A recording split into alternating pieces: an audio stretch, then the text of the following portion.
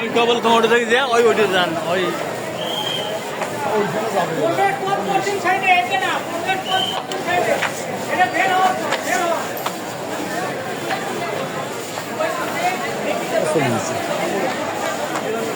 মসজিদে আছি।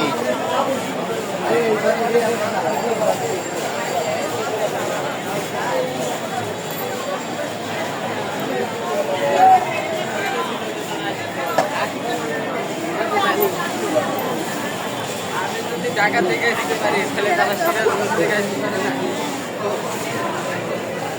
পরিবর্তন তো আমার ভিতরে আছে, তাদের ভিতরে আছে। হ্যাঁ, একসাথে থাকবেন সবাই। একটা বড় শরীর একটা তুমি শিল্পী পাইছো মই যে মাজার গেলে